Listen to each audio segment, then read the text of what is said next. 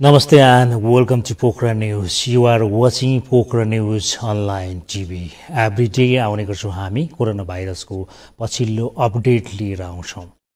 विश्वमा कोरोना भाइरसले आम मानिसको जनजीवनलाई कसरी आक्रान्त बनाइरहेको छ यो विषयमा हामी परिचर्चा गर्छौं। विश्वमा 210 भन्दा बढी देशका मानिसहरू कोरोना भाइरसबाट संक्रमित बनिरहेका छन्। पछिल्लो तथ्याङ्कलाई हेर्ने हो भने विश्वमा 54 लाख मानिसहरू कोरोना भाइरसबाट संक्रमित छन्। 22 लाख मानिसहरू कोरोना भाइरसबाट मुक्त भएर अर्थात् निको भएर घर फर्किएको अवस्था छ। त्यसैगरी 3,44,206 जना मानिसहरू कोरोना भाइरसबाट आफ्नो ज्यान गुमाउन बाध्य छन्। 3 लाख भन्दा बढी संख्याको मानव मृत्यु भनेको मानव इतिहासमा एउटा दुःखद घटना हो। पछिल्ला पुस्ताले पनि यो इतिहास पढ्दा यो इतिहासलाई हेर्दाखेरि साह्रै दुःखद महसुस गर्ने नै छन्। र नेपालमा आज लकडाउनको 62औं दिन हो। यो दिनसम्म आम नेपालीहरू घरमै बस्नु भएको छ। आफ्नो कामकाज, व्यापार, व्यवसाय, रोजगारी सबै कुराबाट बन्द भएर बस्नु परेको अवस्था साँच्चै नै पीडादायी छ। कोरोना भाइरसले एकातिर सताइरहेको छ। आजको डेटसम्म 544 जना मानिसहरू कोरोना भाइरसबाट संक्रमित छन् नेपालमा भने 3 जनाको निधन भइसकेको छ। अब यो भाइरस संक्रमण हुने संख्या त्यति धेरै त होइन अन्य देशको तुलनामा, र पनि नेपालका तराई क्षेत्रका जिल्लाहरूमा अलिकति संक्रमण बढेको साथसाथै पहाडी जिल्लाहरू पनि संक्रमण बढ्न थालेकोले अलिकति नराम्रो सूचक दिइरहेको छ। र आम नेपालीहरू सतर्क हुनुपर्ने अवस्था छ भने नेपाल सरकारले पनि लकडाउनको पोलिसीलाई अलि फरक बनाउने हो कि त्यो तयारी गर्दैछ भने 62औं दिनसम्मको लकडाउनले यो मानवीय संक्रमण भाइरसबाट हुने संक्रमणलाई अलिकति कन्ट्रोल गरेको एउटा पोजिटिभ पाटो हो भने कोरोना भाइरसले सताउनुभन्दा पनि अन्य आर्थिक सामाजिक पक्ष अथवा मान्छेको रोजगारी आय आर्जनको बाटो बन्द हुँदाखेरि मानिसमा धेरै प्रकारको विचलन आउन थालिसकेको छ। जनजीवन अस्तव्यस्त छ। न्यूनवर्गीय र मध्यमवर्गीय मान्छेहरूमा ठूलो समस्या छ भने उच्च वर्गका मानिसहरू पनि आफ्नो व्यापार व्यवसायहरू अलिकति चल्न नसकेको र आर्थिक पाटोमा धेरै घाटा बन्न थालेको छ। यो घाटा भनेको एउटा व्यक्तिको होइन, एउटा कम्पनीको मात्रै होइन, आम राज्यकै आय आर्जनमा ठुलो घाटा बनिरहेको छ। यो संसारले भोगेको समस्या हो। आम नेपालीहरूले मात्रै भोगिरहेको पनि होइन। यसमा संसारलाई हेरेर चित्त बुझाउनु पर्ने, छिमेकीले हेरेर चित्त बुझाउने, अरूलाई हेरेर चित्त बुझाउनु पर्छ। तपाईँ घरमै हुनुहुन्छ, हामीलाई हेरिरहनु भएको छ र एउटा चित्त व्याकुल हुनुहुन्छ भने पनि सबभन्दा पहिला आफ्नो आत्मा कन्ट्रोल गर्नुहोस्। बाँच्नु ठुलो कुरा हो। त्यसपछि घाँस कसरी प्राप्त गर्ने त्यो वातावरण मात्र तयार गर्ने हो। भविष्य के होला, लकडाउन पश्चातको आफ्नो व्यावसायिक अवस्था के होला त्यो विषयमा चिन्ता गरेर रुमल्नु पर्ने अवस्था छैन। त्यसरी धेरै चाहिँ नसोच्नु होला। र पछिल्लो समयमा प्राइभेट सेक्टरले पनि कोरोना भाइरसको उपचार गर्ने भन्ने यदाकदा हल्लाहरू आएको हुन्छ। कतिपय आधिकारिक व्यक्तिहरूले पनि यो कुरा बोलिदिरहेको हुन्छ अनौपचारिक ढङ्ग भने। अब निजी अस्पतालले सेवा दिन सक्ने नसक्ने, सरकारले दिइरहेको सेवाहरू के छ, वास्तवमा PCR टेस्ट किन गर्ने, कति बेला गर्ने, आजकल मान्छेहरू मेरो पनि PCR टेस्ट गर्नुपर्ने थियो भनेर स्वतः स्रोतबाट टेस्ट गर्न खोजिरहेको हुन्छ। कसैले चाहिँ एउटा निकटताको आधारमा पनि म पहिला गएर टेस्ट गर्छु भनिरहेको हुन्छ। शरीरमा कुनै लक्षण छैनन् तर पनि त्यो खालको माहौल बन्ने हो कि मान्छेहरू अलिकति भन्छुनका आधारमै टेस्ट गर्न दौडिने हो कि, यस्ता कुराहरू पनि आइदिने गर्छन्। र हामी हरेक दिनका कुराहरू, हरेक परिवेशका कुराहरूलाई अपडेट गरिरहेको छौँ कार्यक्रम हेल्दी लाइफमा।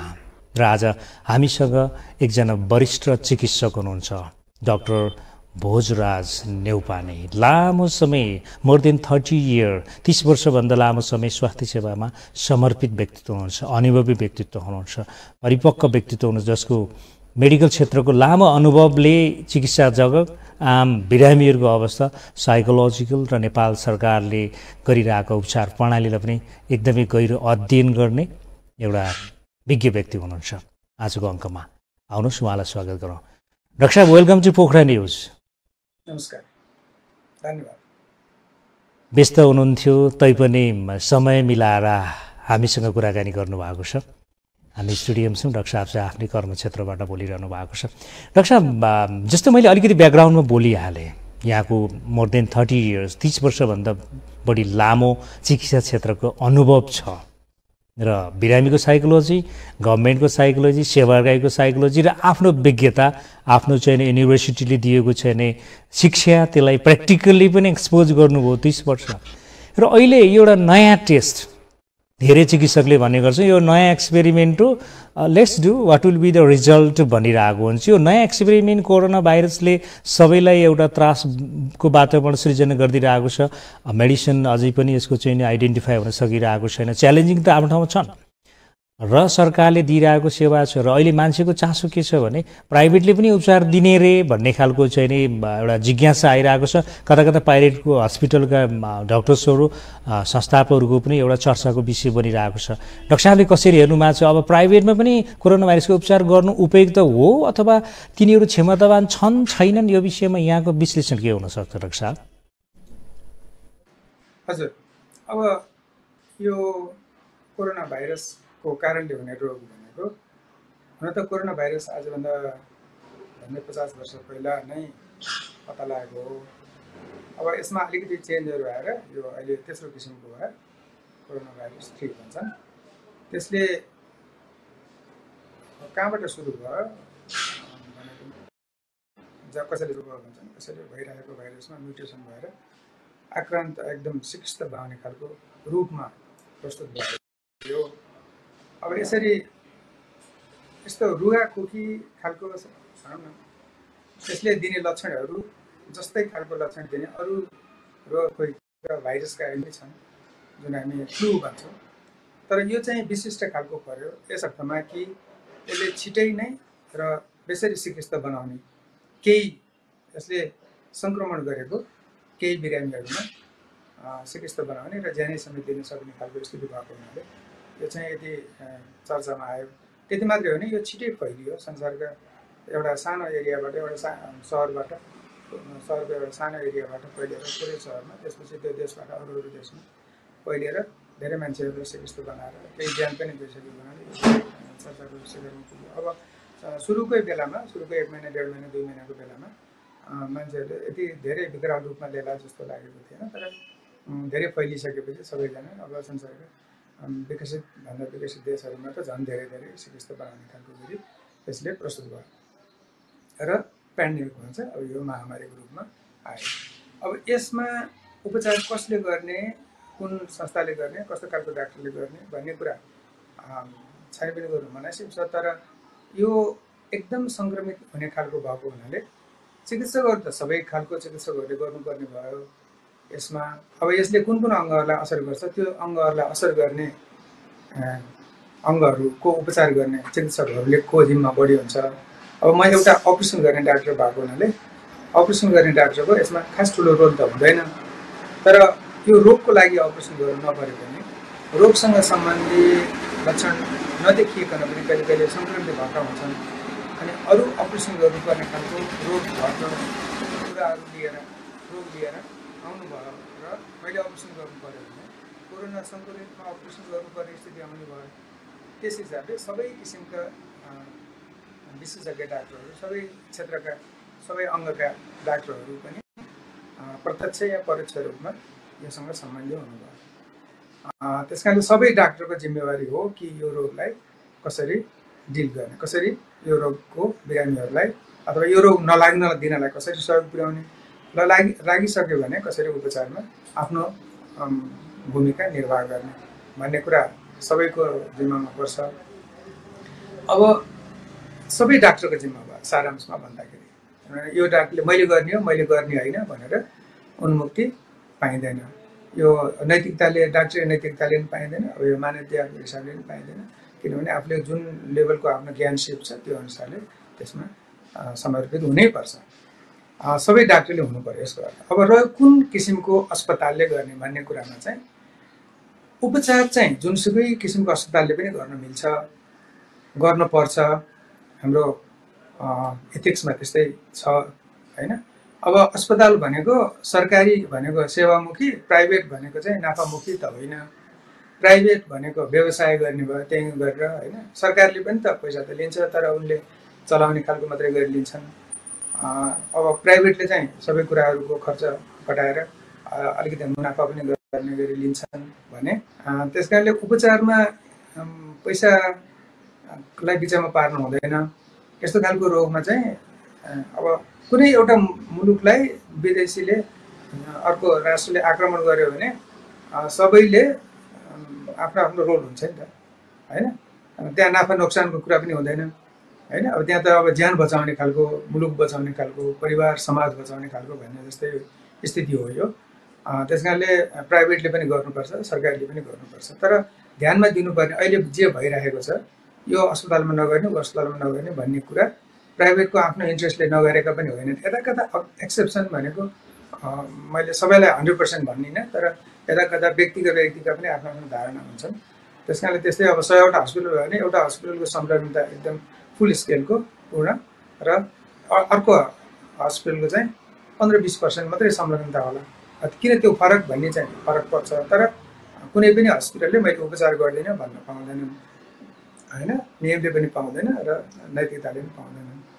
तर अब यसमा चासो राख्नुपर्ने सरकारी निर्देशनहरूलाई सुरुको स्थितिमा के थियो, जतिखेरदेखि यो बन्दाबन्दी सुरु भयो त्योभन्दा अगाडि र त्यसैको नजिकैमा सरकारी निर्देशन के थियो भने यस्तो यस्तो खालको बिरामीहरूलाई उपचार गर्नु, यस्तो यस्तो खालको बिरामीहरूलाई उपचार नगरिने नहुने बिरामीलाई अहिलेलाई उपचार नगर्ने भनेको दुःख दिनलाई होइन कि कुर्न मिल्नेहरूले कुर्नु।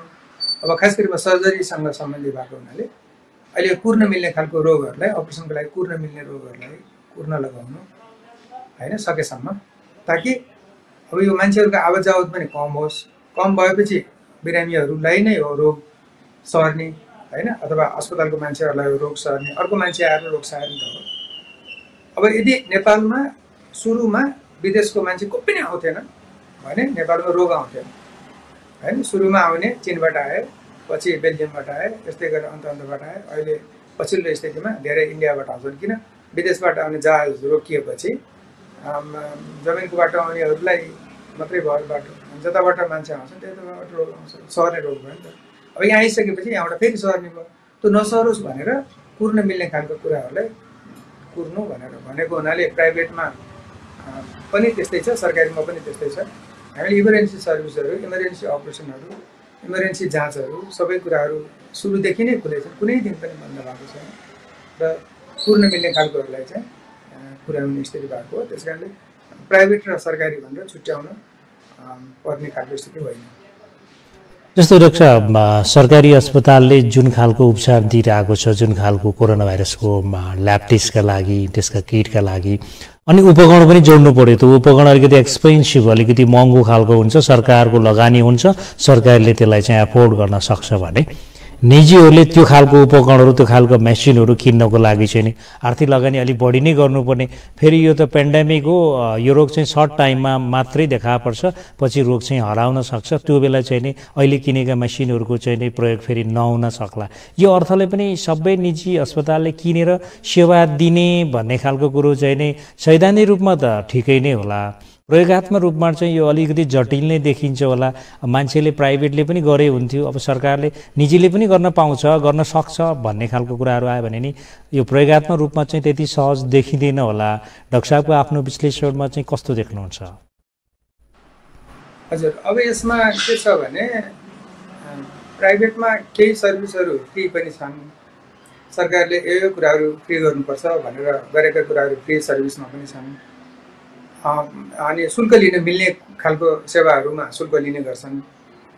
अब प्राइभेट हस्पिटलहरूको सुरुवात नै पहिला सरकारी हस्पिटल मात्रै हुने चलन थियो मैले थाहा पाउने बेलामा, मेरो आफ्नो सुरुका दिनहरूमा। पछि सरकारले नै निर्णयले नै प्राइभेट हस्पिटलहरू पनि चलाउन पाउने भन्ने भयो। प्राइभेटमा के गर्न पाउने, के गर्न नपाउने भन्ने एउटा खालको अन्डरस्ट्यान्डिङ पनि थियो सुरुमा। अनि त्यसपछि पैसा कति लिन पाउने भन्ने पनि सरकारी अनुसार नै हुन्छ। अहिले डाक्टरको फी 475 रुपियाँ भन्ने छ, त्यो सरकारकै हो। सरकार डाक्टरले चाहेको भए त्यसलाई अलि बढाउँथ्यो होला, बढाउन कोसिस पनि गरेको अहिले, तर सरकारले नियम गरेर त्यसलाई एउटा स्थितिमा राख्यो। यो चलन चाहिँ यस्तो छ भन्न खोजेको मात्रै मैले। तर अब यसमा अब नयाँ यो अहिलेको टेस्टको लागि चाहिने कुराहरू, मेसिनहरू र यसको सामानहरू जुन चाहिन्छ, औषधिहरू चाहिन्छ टेस्टको रिपोर्ट बनाउनको लागि, यी कुराहरू प्राइभेटले ल्याएर पनि सेवा दिनु पर्यो भन्ने खालको मनासिब हो। तर यो यति महँगो सामानहरू हुन्छ कि सरकारले नै पनि हामीले सम्झ्यौँ भने सुरुका दिनमा सरकारलाई पनि पश्चिमाञ्चल क्षेत्रीय अस्पताल जो अहिले पिएचएस भन्छन् त्यहाँ ल्याउने बेलामा पनि काठमाडौँमा भएको केही समयपछि झन्डै 1 महिनापछि मात्रै भएको हो। नेपालभरिमा सुपरभाइज ट्रपिकल हस्पिटल टेकुमा मात्रै थियो। सरकारले भनौँ न बजेट त्यति ठुलो हुन्छ, सरकार भनेको जनताप्रति जिम्मेवारी पुरै जिम्मेवारी हुने खालको, प्राइभेट भनेको व्यवसाय गरेर आफ्नो गुजारा गर्ने समेत हो, नोकरी दिएर अरूलाई पनि हैन। सरकारले स्वास्थ्य सेवा र शिक्षा भनेको चाहिँ नोक्सानमा परे पनि गर्नुपर्छ भन्ने खालको मान्यता हुन्छ भने प्राइभेटहरूले नोक्सानमा गरेर त साध्य हुन्न हैन। त्यसरी नोक्सानमा चलाउनु भनेर सरकारले त्यस्तो चाहना पनि राखेको छैन, पब्लिकले पनि त्यस्तो चाहना राख्नुहुन्न। म्यानेजमेन्टले पनि अब सरकारी प्राइभेट हस्पिटलको व्यवस्थापनले पनि अब बिस्तारै बिस्तारै डुब्दै जाने गरी त चलाउँदैन। अब त्यसको लागि चाहिँ अब यो सामानहरू एकदम महँगो छ। यो सामान महँगो भयो भने पछि पनि काम त लाग्छ, तर यो यति धेरै बिरामीहरू हुँदैनन् कि त्यसबाट त्यसको सामानको पैसा उठोस् अथवा अरू आम्दानीले पनि त्यसलाई कभर गरोस्, केही करोड रुपियाँको हिसाबले हुन्छ हैन। तपाईँको ठुलो बजेट हो। अब यो कुरा चाहिँ यस्तो खालको टेस्टहरू नेपालमा मात्रै होइन कि संसारको अरू देशमा पनि प्राइभेटहरूले गर्ने, पैसा लिने भन्ने खालको अथवा पैसा नलिएर पनि गर्ने भन्ने खालको। इभन अमेरिकामा पनि यो टेस्टको लागि हाहाकार मचिएको, न्युयोर्क जस्तो ठाउँमा पनि भएको हो। हुन त उनीहरूको भन्दा हाम्रो स्थिति तुलनायोग्य छैन, उनीहरूको धेरै माथि छ हैन स्वास्थ्य सेवाको तरिका। तर पनि त्यहाँ पनि समस्या पर्ने खालको कुरा हो। त्यहाँको प्राइभेटहरूले पनि सबै खालको प्राइभेट, हाम्रो प्राइभेट र त्यहाँको प्राइभेटको त तुलनै हुँदैन, त्यही पनि त्यहाँ पनि त्यस्तो समस्या पर्ने खालको। र अब प्राइभेटले पनि गर्दा राम्रो हुन्थ्यो। अब सरकारले चाहिँ अहिले सबैको फ्रीमा गरिदिएको, सिटीमा गरिदिएको, पैसा दस्तुर नलिइकन गरेको हुनाले प्राइभेटमा पनि दस्तुर नलिइकन गरिदियो हुन्थ्यो भन्ने मनसाय राख्नु मनासिब हो।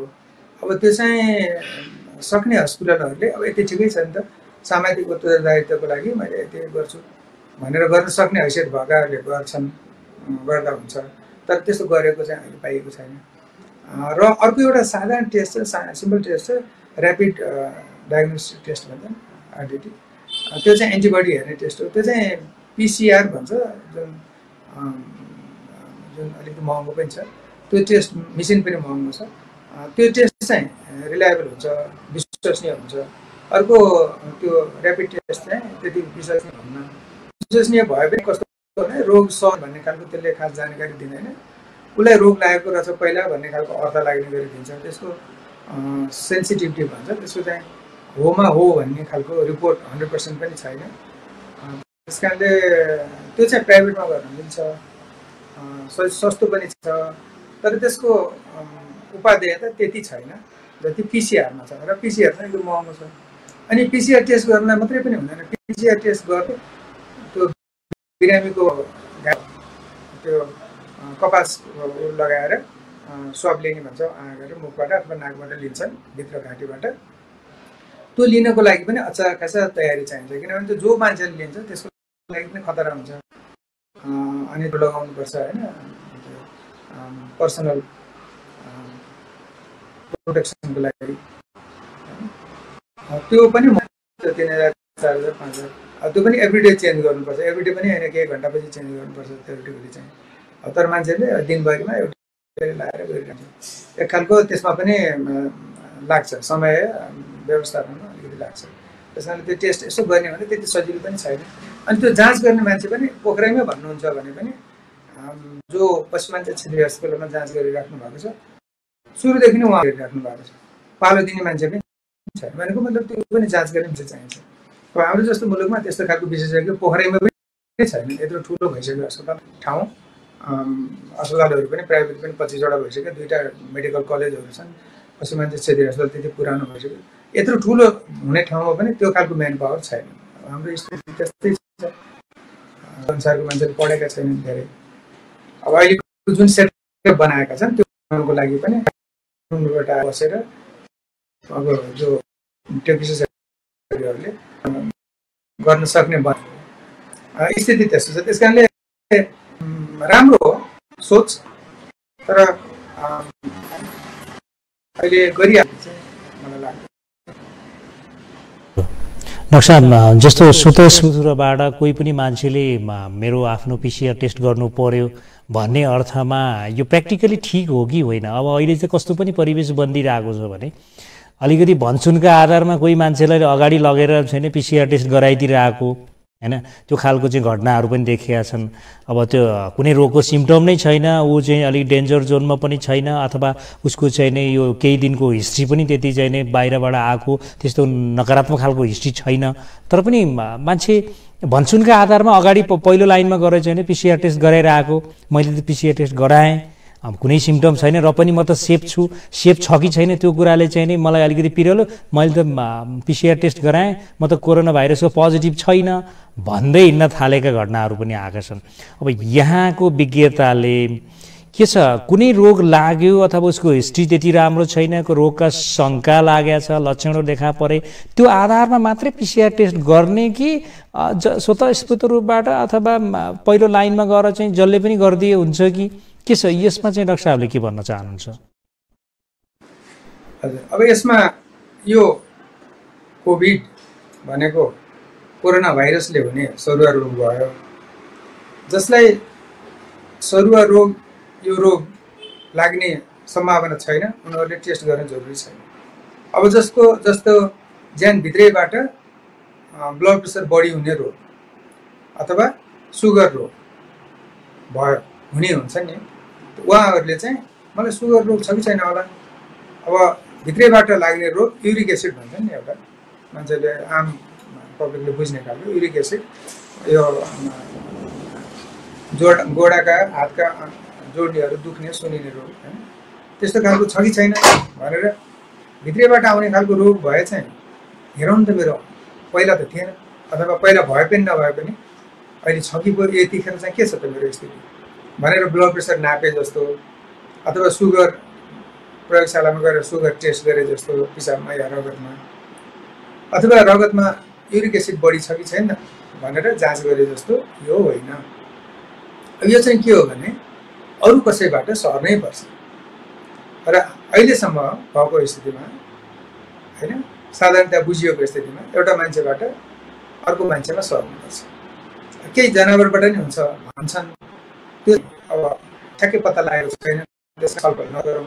तैपनि अब सुरक्षित हुनुको लागि जनावरको चाहिँ सम्पर्कमा नरहनु, सुरक्षित सम्पर्कमा हुनु, घरपालुवा जनावरहरूसँग पनि भन्ने खालको छ, त्यो चाहिँ सुरक्षित हुनको लागि भयो। तर अब हामीले छलफल मान्छेबाट सर्ने नै कुरा गर्दाखेरि अर्को मान्छेसँग नजिक हुँदै हुँदैन भने तपाईँलाई रोग त्यो लाग्दै लाग्दैन।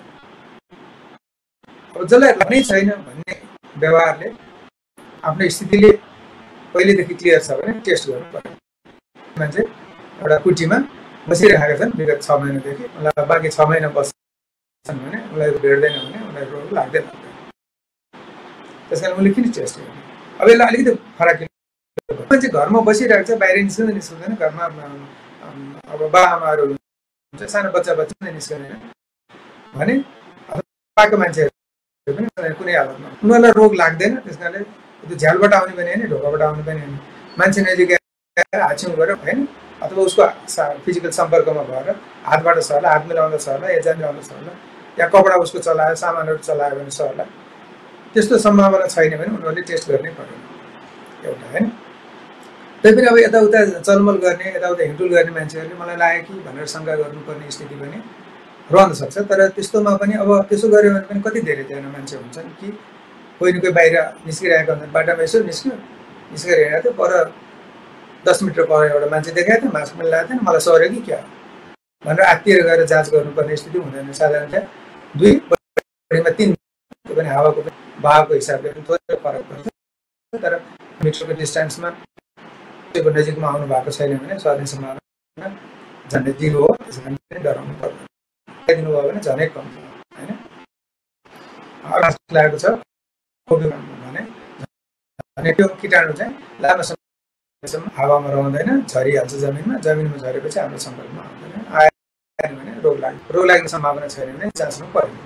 अब यो चाहिँ एउटा सैद्धान्तिक कुरा। अब व्यवहारिक कुरा गर्दै कसले जाँच्ने कसले नजाँच्ने भनेर ट्याक भन्दाखेरि जो मान्छे यो रोग लागेका ठाउँ भएर आएका छन् उनीहरूले लक्षण राख्नु पर्यो। मानौ इन्डियाबाट, गोरखपुरबाट, लखनऊबाट, दिल्लीबाट, कतैबाट आएका छन्, उनीहरूलाई कुनै सम्पर्कमा भएको थाहा पनि छैन, किनभने बाटोमा मान्छेमा सिधा सम्पर्क नभयो भने पनि अरू हिसाबले कन्ट्याक्टमा ढोकाको ह्यान्डलले होइन अरू सामानहरू, पानीको भाँडा अथवा त्यस्तैहरूले पनि सम्पर्कमा आएर पनि सक्ने हुनाले सेफ्टी हुनुको लागि आफूलाई पनि सेफ्टी, आफूलाई सेफ्टी लागेको छ स्थिति के छ भन्नको लागि, त्यसपछि त्यो मान्छेमा कीटाणु लाग्दैमा कोरोना भाइरस ज्यानमा आउँदैमा कोभिड रोग लाग्दैन। कोभिड रोग नलागे पनि ज्यानमा कीटाणु, घाँटीमा कीटाणु छन् भने मान्छेलाई सर्न सक्छ।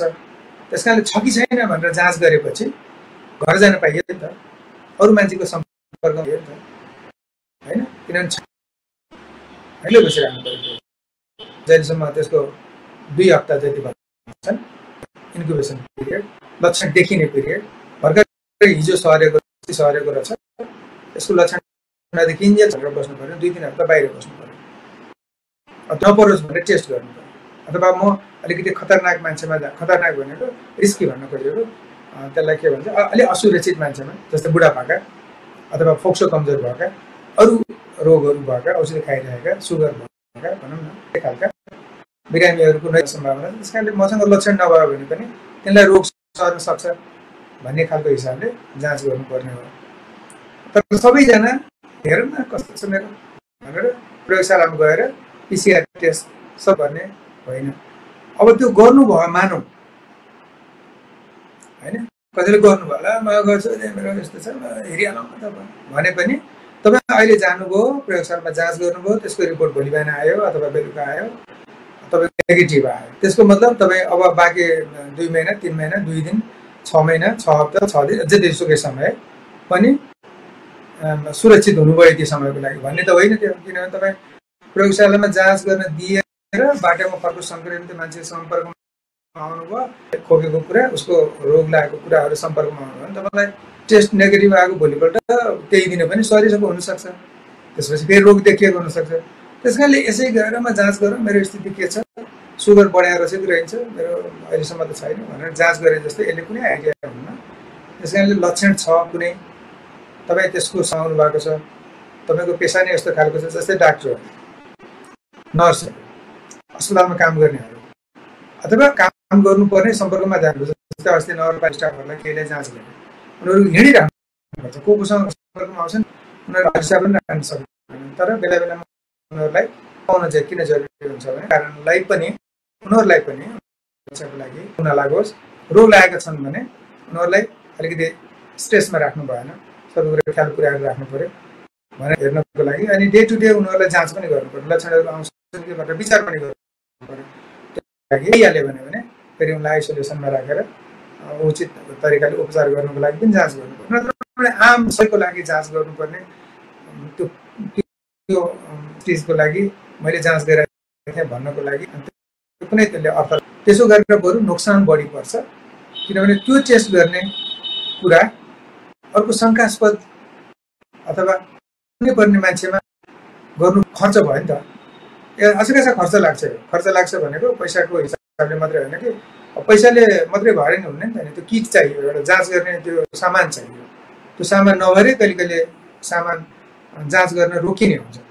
अब त्यो स्थिति नचाहिने मान्छेले जाँच गरिदियो भने मान्छेलाई पुग्दैन, चाहिने मान्छेलाई पुगेन भने उस्तै पऱ्यो भने त्यो जाँच गरेको मान्छेलाई जसको जाँच गर्न पाएको थिएन र उसले रोग सारेको थियो उस्तै पऱ्यो भने त्यो नचाहिने मान्छेलाई पछि सरेर नोक्सान पार्न सक्छ। एउटा उदाहरण हाइपोथेटिकल एउटा छलफलको लागि यस्तो खालको स्थिति पनि हुन्छ। त्यस कारणले नचाहिने मान्छेले जाँच गर्नु पर्दैन। जस्तो मान्छेलाई चाहिने भन्नको लागि चाहिँ शङ्का लाग्छ भने डाक्टरसँग अहिले त फोनमा पनि डाक्टरसँग सल्लाह गर्न सकिन्छ, हामी पनि एभाइलेबल छौँ, अरू अस्पतालका डाक्टर पनि गरेका छन्।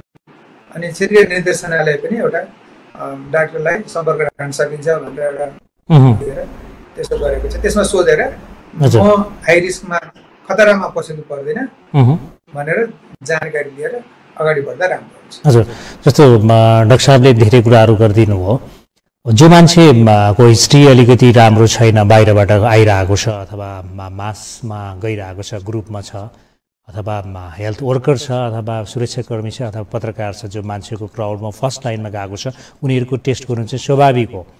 र जो मान्छे नर्मल्ली आफ्नो जीवनयापन गरिरहेको छ, आइसोलेटेड बसिरहेको छ, होम क्वारेन्टाइनमा छ, उसमा कुनै त्यस्तो शङ्कास्पद अवस्था छैन भने आफै गएर टेस्ट गर्छु भन्नु जरुरत चाहिँ छैन एक अर्थमा है। यो बाटो यहाँले डिस्क्राइब गरिदिनु भयो कि ल्याब टेस्ट गरेर फर्किसकेपछि पनि बाटोमा सङ्क्रमित बन्न सक्छ। सुगर प्रेसरको बिरामी जस्तो लो 1 महिनालाई म सेफ छु, मेरो सुगरको लेभल बढ्या छैन, प्रेसर चाहिँ त्यस्तो भएको रहन्छ भन्ने रूपले जसरी बुझिन्छ यो रोग त्यसरी लाग्दैन, त्यसरी चाहिँ ट्रान्समिसन हुँदैन। र अहिले आम मान्छेहरूले निजी अस्पताललाई हेरिरहेको कुरा के छ भने त्यो नेसनल्ली नै के कुराहरू आउँछ भने जब गाह्रो पर्छ त्यो बेला मात्रै सरकारी अस्पतालसँग भर पर्नुपर्ने, अरू बेला निजी अस्पतालले चाहिँ नि सबै पैसा लुट्ने। अब क्याथ ल्याब खोल्छु भनेर हस्पिटलका ओनरहरू, हस्पिटलको चाहिँ नि सञ्चालकहरू हामी मुटुको क्याथ ल्याब त्यो लेभलको हस्पिटल खोल्छौँ भनेर हिँडिरहेछन्। तर एउटा पिसिआर टेस्ट गरिदिन नसक्ने, हामीसँग आर्थिक चाहिँ क्षमता हुँदैन, राज्यको पो कोषमा धेरै पैसा छ र आर्थिक क्षमता छ र त्यो टेस्ट दिन्छ, हामीले त अहिले त सक्दैनौँ। गाह्रो पर्दा र आपत पर्दा निजी अस्पताल ब्याक हुने, जब सहज वातावरण हुन्छ बिरामी हाम्रोमा बोलाउने, आफ्नोमा बोलाएर चाहिँ ब्रह्मलुट गर्ने भन्ने आम मान्छेले हेर्ने दृष्टिकोण छैन यो बनिरहेको छ। तर निजी अस्पतालले पनि आफू यतिको रूपमा एउटा पिसिआर टेस्ट गरिदिनको लागि इन्डिपेन्डेन्ट हुन सक्ने वातावरण किन भइरहेको छैन डाक्टर साहब? यो चाहिँ मेरो सवाल भन्दा पनि आम मान्छेले हेर्ने दृष्टिकोणमा अरू बेला चाहिँ उपचार दिने, मुटुको नि उपचार गर्छु भन्ने, अहिले चाहिँ आएर सामान्य पिसिआर टेस्ट पनि गरिदिन नसक्ने, किट छैन भन्ने, पिपी छैन भन्ने, यो निजी अस्पताललाई हेर्ने दृष्टिकोणमा एउटा चाहिँ नेगेटिभिटी डेभलप भइरहेको अवस्था छ। यहाँको विज्ञता, यहाँको लङ एक्सपिरियन्सका कारणले पनि यो आम सेवाग्राही र निजी अस्पतालका सञ्चालकमा देखिएको यो एउटा छैन, ग्यापिङ छ, एक खालको छैन, तानातानको जस्तो स्थिति सुरुवातदेखि नै आएको छ। यसलाई हामीले धेरै कार्यक्रममा यो कुराहरू पनि एक्सपोज त गऱ्यौँ, यो कुराहरू विचार विमर्श डाक्टर साहबको राख्यौँ पनि, र पनि आज पनि मैले यो सवाल राख्न चाहेँ यहाँको विज्ञताले कि निजी अस्पतालले ठिकै छ सरकारले गरोस्, अब भोलि लास्टै पऱ्यो भने चाहिँ अलिअलि हेरौँला, अहिले ज्वरोसँग नाप्दिउँ भनेर चाहिँ पन्छिन खोजेकै हो त, जुन आम मान्छेले यो कुरा सोचिरहेको छ। ठिक छ। अब मैले अघि एउटा सन्दर्भमा हजुर उल्लेख गरेँ कि शिक्षा र स्वास्थ्य भनेको यो चाहिँ एक हिसाबले भन्ने विचार गर्ने हो भने यो सरकारले सबैलाई बिना भेदभाव बराबर अवसर सहित दिनुपर्ने सेवा हो, मेरो मान्यता त्यो छ। हुन त म पनि सरकारी सेवामा लामो समय नोकरी खाएर रिटायर भएकै मान्छे हो। सरकारी सेवामा भएका कुराहरू, हुने कुराहरू, गरिने कुराहरूको बारेमा पनि एक लेभलको मलाई जानकारी छ। सरकारी सेवामा हुँदाहुँदै पनि अरूको कुरा गर्न भन्दा आफ्नै कुरा गर्न सजिलो हुन्छ, त्यस कारण म मेरै कुरा गर्ने है त। सरकारी सेवामा हुँदाहुँदै पनि हामीले 20 वर्ष पहिला पेवासिटी हस्पिटल खोल्यौँ, मेरो प्राइभेट, अरूले पनि आफ्ना आफ्ना खोल्छन्, हामीले पनि एउटा खोल्यौँ। सन्दर्भ के थियो भने उदाहरणको लागि सरकारीमा हुने तरिका र प्राइभेटमा हुने तरिका नै फरक। त्यो त एउटा व्यक्तिको इच्छाको अनुसारले फरक हुने भयो, किनभने प्राइभेट सरकारीको लिमिट फिक्स टाइपको कुरा भयो, प्राइभेटमा फिक्स टाइपको भएन। फिक्स टाइपको भएन भने तपाईँको समयको सरकारी समयभन्दा बाहिरको समय पनि काम गर्न सकिने भयो, एक्स्ट्रा एफोर्ट लगाएर गर्ने कुरा भयो होइन। अब कोही मान्छेले बाहिर खेताला जान्छन् र बिहान 10 बजीदेखि बेलुका 5 बजीसम्म आफ्नो खेताला काम सक्छन्, तर घरको काममा खेताला जाने बेलाभन्दा 2 घन्टा पहिला, 4 घन्टा, 3 घन्टा पहिलादेखि काम सुरु गर्छन् र खेताला सिद्धिने 5 बजेभन्दा पछाडि 7-8 बजीसम्म काम गरिरहेछन्। त्यहाँ नाफा नोक्सानको विचार गर्दैनन्। आफ्नो यति हो नि त मैले कमाएको गरेको कामको ज्याला भनेर हिसाब पनि गर्दैनन्। अहिले यसै प्राइभेटको कुरालाई हस्पिटलसँग जोड्न खोजेको यसर्थमा कि प्राइभेटमा गर्न मन लागेको कुराहरू, सेवाहरू दिन सकिन्छ। जस्तै पेवासिटीमा सुरु गर्दाखेरि पोखरामा नभएका केही सेवाहरू सहित पेवासिटी हस्पिटल खोलेका थिए, अरूले पनि त्यसो गरेका थिए होला होइन। अनि पछि हामीले पनि गरे होला नयाँ नयाँ सेवाहरू सहित, जुन सरकारीमा रेगुलर छैन। अब सरकारीमा रेगुलर किन छैनन् त भन्यो भने सरकारको पनि आफ्नो क्षमताको कुरा भयो। अब मैले उदाहरणको कुरा गर्दाखेरि मिसिनले पित्त थैलीको अपरेसन गर्ने, अर्को कोलोनोस्कोपी भन्छ, दिशाघरबाट नली राखेर एन्डोस्कोपी गर्ने तलबाट गर्ने, र अर्को पिसाब थैलीको प्रोस्टेटको अपरेसन गर्ने मिसिनले गर्ने। बाहिर प्राइभेटमा कहीँ पनि थिएन। सरकारीमा लगाउनु भनेको सरकारीमा पनि विभिन्न कारणले मिल्दैन, अनि बाहिर सुरु भयो। धेरै वर्षपछि बल्ल अन्त सुरु भयो, सरकारीमा सुरु भयो। अब त्यस्तो खालको विशेष अहिले पनि छन् संसारमा कि नेपालमा उपचारका तरिकाहरू, उपचारका उपायहरू नभएको हुनाले धेरै बिरामीहरू इन्डिया र अन्य देशहरूमा जान्छन्। धेरै त दिल्ली नै जान्छन्, इन्डिया जान्छन्, अनि अरू देशमा पनि जान्छन्। किन जान्छन् भने नेपालमा छैन, नभएको हुनाले जानुपर्ने स्थिति हो। अब त्यो हिसाबले प्राइभेटहरू खुलेका हुन्छन्। त्यसरी खुल्दै गर्दाखेरि स्पेसलिस्ट सर्भिस दिने गरी खुल्दै गर्दाखेरि अरू साधारण सर्भिस पनि दिन्छन्। अब सन्दर्भ कोरोनासँग रिलेटेड कुराको लागि भयो। पश्चिमाञ्चल क्षेत्रीय अस्पतालमा मिसिन एउटा ल्याउनलाई कति गाह्रो भयो। सरकारले यत्रो अरबौँ खरबौँको बजेटको कुरा गर्नेहरूले ल्याउनलाई त त्यति गाह्रो हुँदो रहेछ। यत्रो मेन पावर भएको भनौँ न, डाक्टर मात्रै झन्डै 2000 जति डाक्टरहरू सरकारको अन्तर्गतमा काम गरिरहेका छन्। हुँदाखेरि त एकजना डाक्टर त्यो जाँच गर्न 5वटा क्षेत्रमा 5जना डाक्टर पुर्याउनलाई सरकारलाई हम्मे पर्यो, गाह्रो पर्यो भने प्राइभेटको सानो सेटअपले त्यो गर्न सक्ने कि नसक्ने भन्ने पनि एउटा प्रश्न आउँछ होइन। नसक्ने स्थिति पनि हुनसक्छ होइन। अब तपाईँले भन्नुभएको जस्तै क्याथ ल्याबहरू टाइपको अरूसम्म खोल्न सक्ने खालको स्थिति हुने, अब एउटा टेस्ट गर्ने मेसिन नहुने भन्ने प्रश्न एकदम जायज छ होइन। अब क्याथ ल्याब चाहिनेहरू चाहिँ विशेषज्ञहरू मुटु रोग विशेषज्ञ हुन्। अब पोखरेमै भन्ने हो भने पनि 10-11 जना भइसक्नु भयो होइन। तर त्यो जाँच गर्ने, कोरोनाको जाँच गर्ने चाहिँ मान्छे 1 जना मात्रै छन्, 2 जना पनि छैन। पोखरामै कुनै प्रयोगशालामा खोल्यो भने मानव क्यापासिटी पिएचडिएल अथवा अहिलेको स्थितिमा जिएमसी मणिपालमै गऱ्यो भने पनि सरकारी अनुसारको त्यो गर्न सक्ने मान्छे उपलब्धै हुनुहुन्न भनेपछि त मान्छे नभएर मेसिन मात्रै आएर हुने टेस्ट होइन त्यो। तर पनि अब त्यो मान्छेहरू पनि तालिम प्राप्त भएका भयो भने राम्रो हुन्थ्यो। सबैले कोसिस गर्छन्। अब प्राइभेटमा पनि त्यो गरेर केही त्यसको भनौँ न नाफा नआए पनि बराबर हुने खालको भए पनि ल्याएर गर्न पाए हुन्थ्यो भनेर चाहना राख्ने मान्छेहरू पनि छन्। प्रयोगशालाहरू पनि छन्, रिफरेन्स ल्याबहरू पनि पोखरामा 3-4वटा छन्। उनीहरूले पनि छलफल गरेका थिए, कोसिस गरेका थिए। अब यसमा चाहिँ के हुन आउँछ भने अहिले सबै सरकारले सिटीमा गरिदिएको स्थितिमा प्राइभेटहरूले त्यति महँगो टेस्ट, त्यति महँगो मेसिन ल्याएर अनि त्यो पनि डेभोटेड मेन पावर राखेर उनीहरूलाई पनि पैसा तिर्नुपर्छ नि होइन। त्यस कारणले त्यसरी गर्नलाई चाहिँ अहिले तुरन्तै नजिकैमा निकट भविष्यमा त यो सम्भव होला जस्तो लाग्दैन।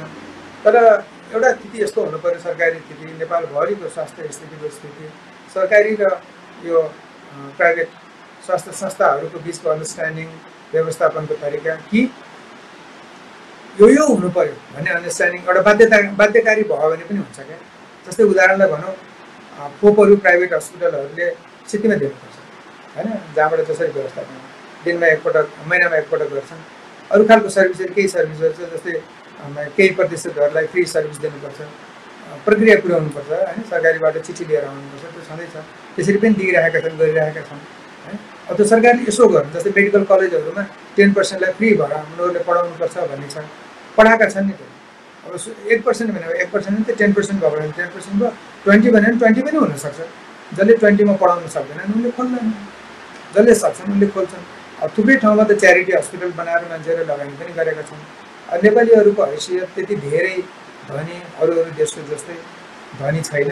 त्यस कारणले च्यारिटी हस्पिटल बनाएर ल म पुण्य काम गर्छु भन्ने खालको स्थितिहरू नभएको होला भन्ने ठाउँ थुप्रै ठाउँमा त्यस्तै पनि गरिरहेका छन्। अब मान्छेहरू अलिकति सम्पन्न हुँदै गएर सामाजिक उत्तरदायित्वप्रति मान्छेहरूको भावना अझै बढी भयो होइन, पुण्य काम गर्नुपर्छ भन्नेतिर लाग्यो भने त्यो दिन पनि आउला।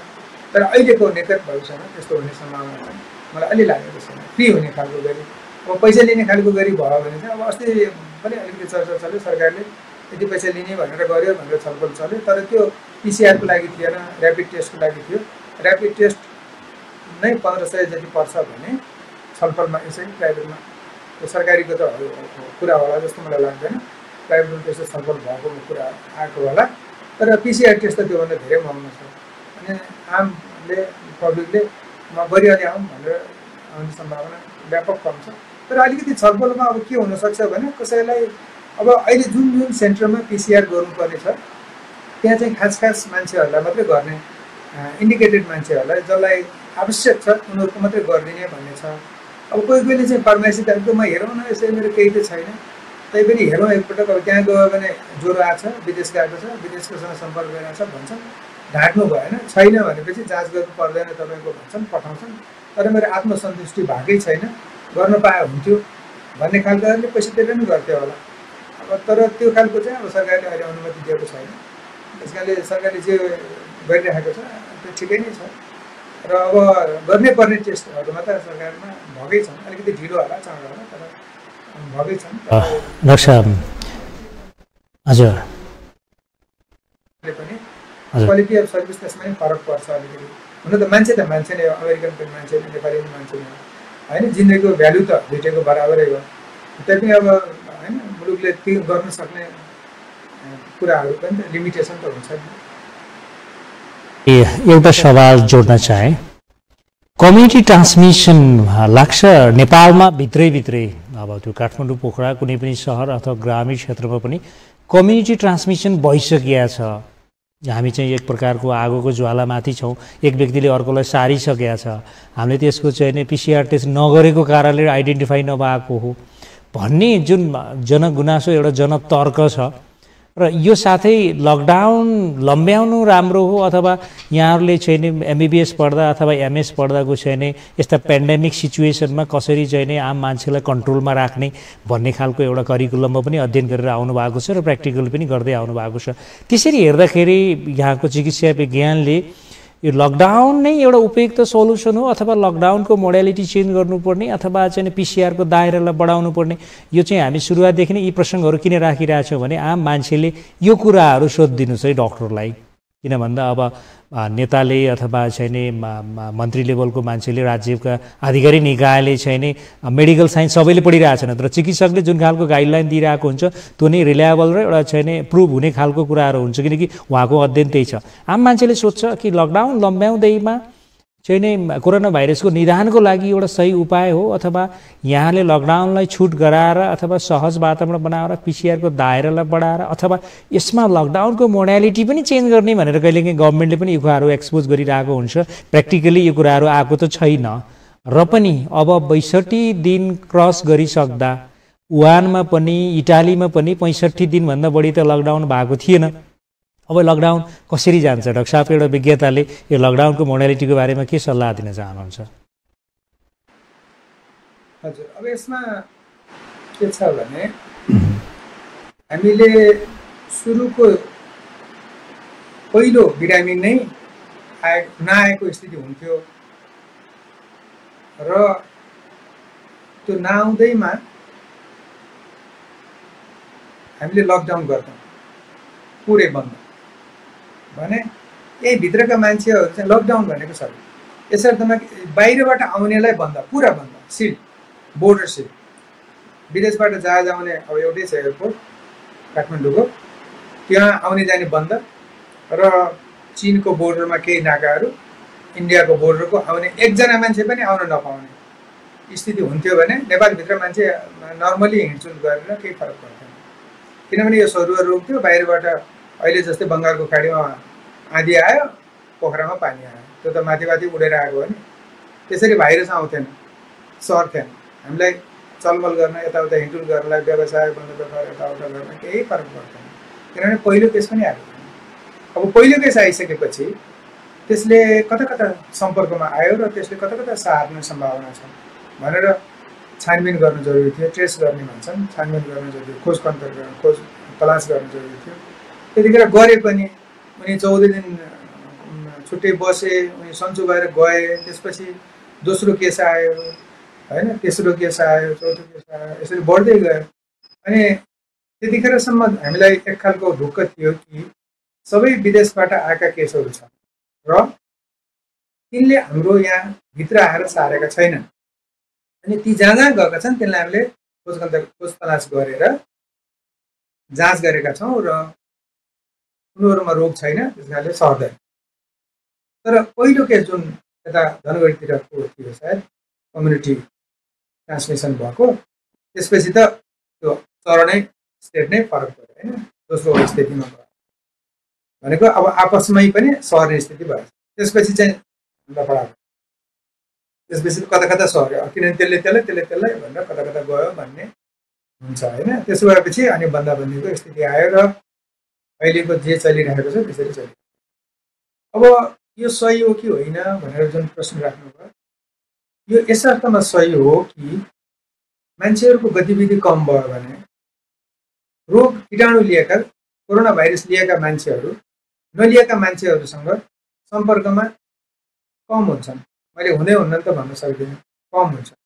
जसको टेस्ट गरेर पोजिटिभ आएको छ तिनीहरू त आइसोलेसनमा जाने भए, क्वारेन्टाइनमा जाने भए र उनीहरूलाई रोग सन्चो नभइन्जेलसम्म छुट्याइराखेपछि अब यी अरूलाई सार्न सक्दैनन् भनेर छोड्ने भयो। अब भलै यसमा पनि मान्छेहरूको असहयोगले अथवा सरकारको अथवा व्यवस्थापनको अस्पतालहरूको विभिन्नको कमजोरी जसको देखाए पनि त्यस कारणले पनि अलिकति बिरामीहरू बाहिर फुटफुट जाने, कोही अस्पतालबाट भाग्ने, कोही चाहिँ चिन्जानेको मान्छेलाई भइ गयो भनेर छोडिदिने, अथवा भनौँ न मैले कसैप्रति दोष दिन खोजेको होइन, सबै हामी नै हो होइन। लगाउने मान्छे पनि भए पनि नेपाली नै हो, नेपालीको त्यसरी पनि अलिअलि लिक त भएको होला। तर त्यसो भएपछि अब यसरी सम्पर्कमा नआयो भने रोग कीटाणु भएको मान्छे कीटाणु नभएको मान्छे सम्पर्कमा आएन भने सर्दैन होइन। अनि त्यो जोसँग कीटाणु छ त्यो मान्छेसँग केही समयपछि 2 हप्ता 3 हप्तापछि सक्रिय स्थिति सन्चो हुन्छ र उसको चाहिँ आफ्नै इम्युनिटी, आफ्नै रोगसँग लड्न सक्ने शरीरले आफ्नै स्थिति बनाउँछ अनि फेरि उसलाई रोग लाग्दैन, ढुक्क हुन्छ भन्ने हो। तर अब अहिले त हाम्रो त के छ भने आफूसँग भित्र भइरहेका मान्छेहरूमा पनि हामीले 100% ट्रेसिङ गर्न सकेका छैनौँ होइन, विविध कारणले। दोस्रो, इन्डियासँग हाम्रो खुला सिमाना भएको हुनाले आउने मान्छे पनि खुरखुर आइरहेछन्, कसैलाई रोक्न सक्दैनौँ हामीले। अब आधिकारिक सिमाना नाकाहरूबाट आउनेलाई त तैपनि यसो छानबिन गरेर यसो जाँच गरेर एउटा सोधपुछ गरे होलान्। तर हाम्रा त त्यस्ता अनधिकृत आउन मिल्ने ठाउँ त कति छन्, पुरै बोर्डरै ओपन छ होइन। यतातिरको मान्छे मुख धुन अर्को उतातिरको मान्छे मुख धुन बिहानको यतातिर आउन पनि हुने वातावरण भएको ठाउँमा मान्छेहरू आउनु जाँदा त कुन समस्या भएर कसैले रोकटोक गर्ने भएन।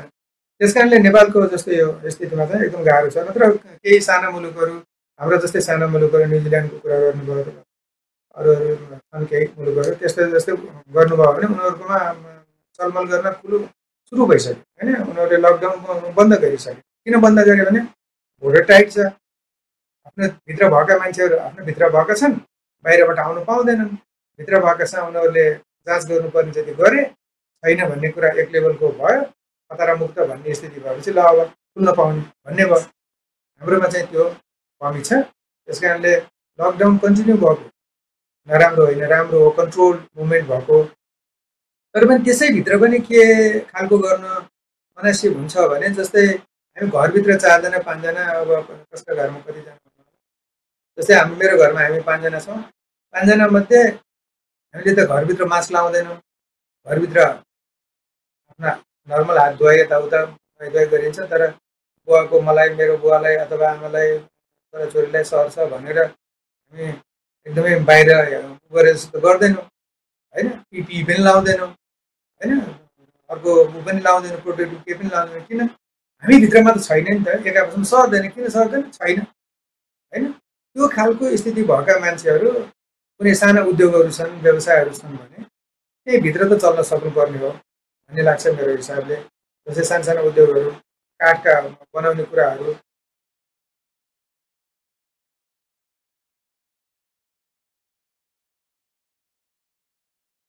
हजुर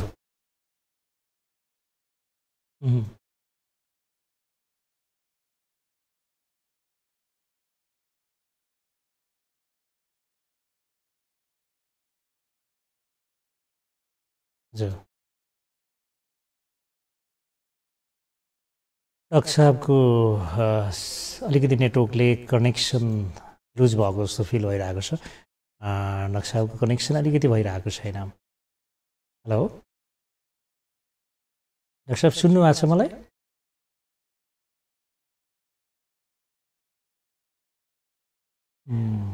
डाक्टर साहबले सुन्नु भएको छैन हामी बोलेको। हेलो हजुर डाक्टर साहब, हजुरले हामी बोलेको सुनिरहनु भएको छैन? एकैछिन हाम्रो प्रसारण चाहिँ नै हामी कुरा गर्दैछौँ। साँच्चै नै लकडाउनको कारणले, कोरोना भाइरसको कारणले आम मान्छेहरूको जनजीवन अस्तव्यस्त भएको त छ।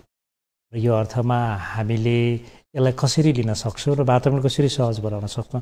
कोही विज्ञ व्यक्तिले भन्ने पनि गर्नुहुन्छ कि नेपालमा लकडाउन गर्ने बेला भएकै थिएन, अलिक पहिल्यै गरियो, सङ्क्रमण अलि बढ्छ र त्यो बेला मात्रै गर्ने भन्ने खालको कुराहरू हुन्थ्यो।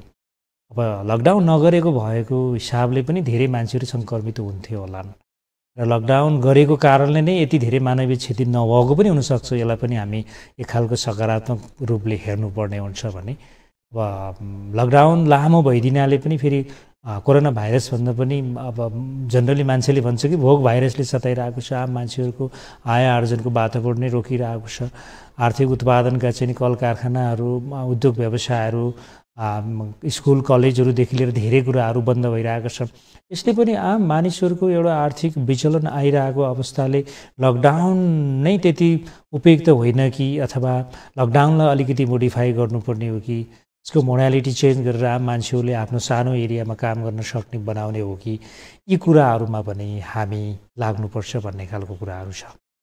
र यहाँहरू घरमै हुनुहुन्छ र आफ्नो कामकाज गर्नुभएको छ, घरायसी, आफ्नो घरायसी करेसबारी घरभित्रको एरियामा भने बाहिरी परिवेशमा निस्किन अलिकति गाह्रै छ। यदि निस्किहाल्यो भने हामीलाई कोरोना भाइरसले आक्रमण गर्छ कि भन्ने डर पनि छ। मान्छेले सबभन्दा महत्त्वपूर्ण कुरा अहिले के सिकाइदिरहेको छ भने विश्वलाई नै, विश्वको मानिसहरूको हैसियत एउटै दिएको छ। उच्च देश, निम्न देश, धनी देश, गरिब देश, धनी मान्छे, न्यून वर्गको मान्छे, विकसित जीवनशैली, अविकसित जीवनशैली, जे जस्तो रहे तापनि मानिस नै हो। मानिसको दायरा एउटै हुँदो रहेछ, मानिसको हैसियत पनि एउटै हुँदो रहेछ। सबभन्दा ठुलो कुरो मान्छे, आत्मा, शरीर, जीवन, यिनै कुराहरूलाई मान्छेले सिकिरहेको छ अहिले चाहिँ। नत्र मान्छेको क्वालिटी, मान्छेको चाहिँ क्षेत्र, मान्छेको आफ्नो चाहिँ दायरा नै बिल्कुल उच्च निच, ठुलो सानो यो खालका कुराहरू आउने गर्थे। सबभन्दा ठुलो कुरा स्वास्थ्य रहेछ। उसको फोक्सोले काम गर्नुपर्ने उचित ढङ्गले, उसको मुटुले सही काम गरिदिनु पर्यो। यदि मुटु, फोक्सो र शरीरका कुनै पनि अङ्गले सही रूपले काम गर्न सकेनन् भने मान्छेका रूपले बाँच्न गाह्रो हुन्छ। त्यसैले आम मानव इतिहासमा एउटा नयाँ लेसन पनि बनिरहेको छ। सबभन्दा पहिला स्वास्थ्य, सबभन्दा पहिला जीवन, त्यसपछि मात्रै अरू कुराहरू। तपाईँ आफ्नो स्वास्थ्यको कतिको ख्याल दिनुहुन्छ?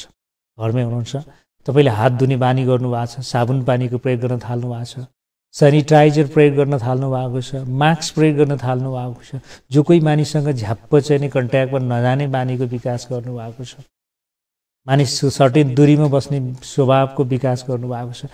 मानिसले आफ्नो सभ्यतालाई नै परिवर्तन गराइरहेको छ।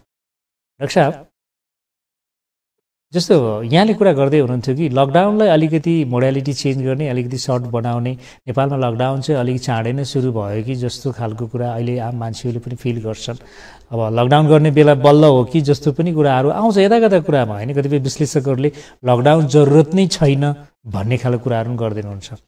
लगभग हामी कार्यक्रमको अन्तमा छौँ। अन्तमा डाक्टर साहबलाई यी छुटेका कुराहरू के छन्, यो कुरा भन्नै पाए हुन्थ्यो, अथवा यो छुटेको कुराहरू चाहिँ एक्सपोज गर्न पाए हुन्थ्यो। आम दर्शकलाई केही जानकारीको लागि अन्त्यमा केही भन्न चाहनुहुन्छ डाक्टर साहब?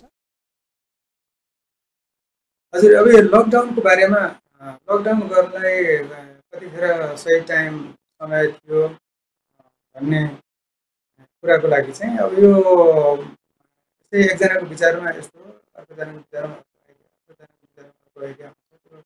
मनासिबै हो। तर सरकारले जतिखेर लकडाउन गर्नुपर्ने थियो, मेरो विचारमा त्यतिखेर सही समयमा गरेको थियो होला भन्ने लाग्छ।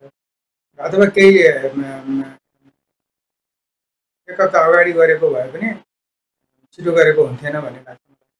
दोस्रो कुरा, लकडाउन गऱ्यो भनेर लकडाउन गरेँ भनेर गर्नेले गऱ्यो भने, लकडाउन भयो भने अनि ज्ञानी मान्छेहरू चाहिँ यसै पनि घर बस्ने तर रोग सार्ने खालका मान्छेहरू गइँदै साह्रै हिँडे यताबाट उता उताबाट यता गरिराख्ने त्यसो गरेर पनि लकडाउनको सही महिना अर्थमा त्यो लकडाउन भयो।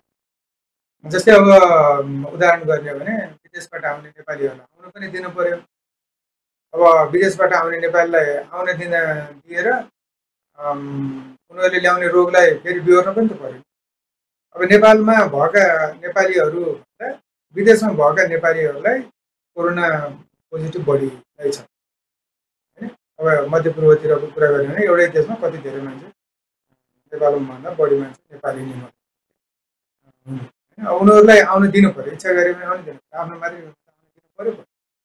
तर अब आउने स्थितिमा जसरी आएका छन् अब जहाजबाट आउनेहरू उनीहरूलाई चाहिँ त कन्ट्रोल गरेर गर्न सकिने भयो। तर अब बाटोबाट आउनेहरूलाई जस्तै अब देखिन्छ उहाँको जमिनी स्थिति के छ, अझ बढी खराब होला सायद, किनभने क्यामेरामा कैद भएको त बढी हुन्छ नि त वरिपरि भने उहाँ खै आएका छन्। अनि मान्छे स्वयं आफ्नो हिसाबले बाटोले गएका छन्, टेस्ट पनि छैन र उनीहरूलाई आइसोलेसन केही समय क्वारेन्टाइनमा राख्ने खालको स्थिति छैन।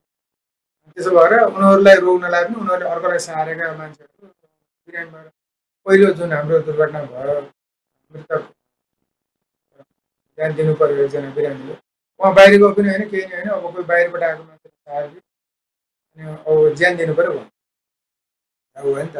त्यस कारणले लकडाउनको तरिका पनि अब हामी आफै अनुशासित पनि हुनुपर्ने हो। अनि सरकारले पनि त्यही अनुसारले अलिकति तरिकालाई अलिकति कडी-कडाउका साथ गर्नु। फेरि कडी-कडाउ गऱ्यो भने पनि अर्को कडी-कडाउ गऱ्यो भनेर कराउने, नगऱ्यो भने भ्याउ छ क्या। यस अब जे गरिरहेका छन् त्यो मनासिबै छ। अब यसमा चाहिँ बाहिरबाट आउने मान्छेहरूलाई अलिकति स्ट्रिक्टली, भित्रका मान्छेहरूको अझै फराकिलो जाँचको दायरा फराकिलो बनाउने, किनभने हामीले छुट्याएका धेरै हुने सम्भावना, जति बाहिरबाट मान्छे धेरै आउनुभयो टेस्ट भए पनि नभए पनि यहाँ आएर रोग सहारेर अरू मान्छेहरू जो बाहिर गएका छैनन् उनीहरूलाई सार्ने सम्भावना बढी भएको हुनाले जहाँ मान्छेहरू गएकै छैनन् कर्णाली प्रदेश रोग सरेकै छैन, जहाँ धेरै मान्छे भएका छन् जस्तै तराई बेल्टमा धेरै छ, यतातिर नेपालगञ्जतिर होइन वीरगञ्जतिर जहाँबाट मान्छे भयो त उताबाट आउने सम्भावना बढी छ, त्यहाँ धेरै भयो होइन। त्यस कारणले त्यसले असर त पार्दो रहेछ नि त। त्यही अनुपातमा जाँचहरू गर्ने, जाँच गरेर अनि पोजिटिभ पाएकाहरूलाई छुट्याएर राख्ने, अरूलाई सर्न नदिने, अनि सर्न नदिएपछि सजिलो भयो, राम्रो भयो। तर अब यो कहिलेसम्मलाई भन्ने कुराको प्रश्नको कुरामा चाहिँ जहिलेसम्म धेरैभन्दा धेरै मान्छेमा यो रोगको विरुद्धमा लड्न सक्ने ज्यानको प्रतिरोधात्मक शक्ति विकसित भइसकेको हुँदैन, त्यसैसम्म यो सिलसिला चलिरहेछ। अब छोटो बनाउनको लागि चाहिँ यसको विरुद्धमा भ्याक्सिन बन्नुपर्छ। भ्याक्सिन अब नेपालले बनाउने सम्भावना छैन नै भन्नुपर्छ अहिलेको स्थितिमा। अब जुन सक्ने ठाउँहरू छन् त्यहाँबाट बनाएर जुन हामीले पहिला खोप लगाउने खालको, जस्तै दादुराको खोप लगाउँछौँ, दादुरा नि भाइरसले हुन्छ, दादुराको खोप लगाएर अनि फेरि त्यो दादुरा नहुने भने जस्तै नसर्ने, सरे पनि नलाग्ने रोग भने जस्तै स्थिति बनाउनको लागि यसको विरुद्धमा खोप बनेपछि अनि धेरै मान्छेमा खोप लगाएर त्यो खोपको कारणले रोगसँग लड्न सक्ने रोग प्रतिरोधात्मक शक्ति विकास भएपछि त्यो किराणुले केही फरक पार्दैन भनेर ओपन खुला हुन सक्ने स्थिति। नत्र भने एक लेभलको सुरक्षित तरिका चाहिँ अब सधैँको लागि अभ्यास गर्न मनासित हुन्छ। खुकुलो त योभन्दा बढी खुकुलो भइहाल्छ, यस्तै नै त सधैँ नचल्ला। तर पनि एक आपसको दूरी, अनावश्यक एक मान्छेदेखि अर्को मान्छेसँगको समीपता होइन, जस्तै अब हाम्रो नमस्ते गर्ने, हात मिलाउने, अगाडि मिलाउने भन्दा नमस्ते गरेर पनि त उत्तिकै आदरपूर्वक हुन्छ नि त, सद्भावनाको साटासाट होइन। त्यो अनुसारको प्र्याक्टिसहरू अनि अरूका चाहिने कुराहरू अनावश्यक सम्पर्कमा नहुने खालको भयो भने यस्ता खालका, यो मात्रै होइन कि यो त एकपटक अकस्मात रूपमा उब्जेको रोग भयो, अब यस्तै रोग अरू लाग्दैन भन्ने त छैन। अहिले अगाडि पनि सार्स भन्ने रोग आएको थियो, 6-7 महिना चाहिँ त्यस्तै दिएको थियो, हामी खुबै चिन्तित थियौँ।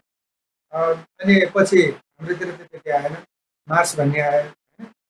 त्यसले पनि जहाँ समस्याबारे त्यहाँ त त्यसरी ठुलो चिन्ताको स्थिति बनेको थियो। यस्ता खालका कुराहरू हुँदै गर्छन् भन्ने कुरो बुझ्नु पर्यो र स्वस्थकर खाने बानी, आफ्नो इम्युनिटी बढाउने, रोग प्रतिरोधात्मक शक्ति बढाउने खालका गतिविधिहरू गर्नु पर्यो, शारीरिक व्यायाम गर्नु पर्यो, खानेकुरा खानु पर्यो होइन, नखाने कुराहरू होइन, नखाए पनि हुने कुराहरू नखानु पर्यो, अमल समल कुराहरूलाई कम गर्नु पर्यो, खानेहरूले नखानेहरूले नखाइराख्नु पर्यो होइन। अनि स्वस्थकर खाना, शारीरिक व्यायाम, पानीको मात्रा प्रशस्त, शारीरिक सरसफाइ, अनि खोप भएका कुराहरू खोप लगाउने, नियमित स्वास्थ्य जाँचहरू गरिराख्ने। नियमित भनेको घरिघरि गएर चाहिनेभन्दा बढी जाँच गर्ने भनेको होइन, डाक्टरको सल्लाह मुताबिक गर्नुपर्ने खालको कुराहरू गर्ने। त्यसो गरे पनि स्वस्थ रहन सकिन्छ। अब कुनै रोग लागिहालेछ भने पनि बेलैमा उपचार गराउने, केही पनि होइन भने घरकोतिर अथवा उसो भनेर सही मान्छेको सल्लाह लिएर, त्योसँग सम्बन्धित रोगको सही मान्छेसँग सल्लाह गरेर त्यो उहाँको रायलाई अवलम्बन गर्यो भने दीर्घ हुने त हो, सजिलो हुने त हो। र डाक्टर साहबको यो उल्लेखनीय समय र संवादको लागि thank you very much. Thank you once more. आज कुराकानी रह्यो वरिष्ठ चिकित्सक डाक्टर भोजराज न्यौपानेसँग। लकडाउन किन, प्राइभेट हस्पिटल उपचार दिन सक्छ सक्दैन, यो विषयमा चर्चा परिचर्चा र स्वतः स्फूर्तबाट कोरोना परीक्षण गर्न जानुपर्ने हुन्छ कि हुँदैन, PCR टेस्ट गर्न जरुरत छ कि छैन, यी विविध विषयमा चर्चा परिचर्चा रह्यो आजको अङ्कमा। पक्कै पनि यहाँहरूले कार्यक्रम हेरेर केही न केही नयाँ कुराहरू थाहा पाउनुभयो, कार्यक्रम हेरिदिनु भयो। Thank you very much. You have a wonderful time. नमस्ते।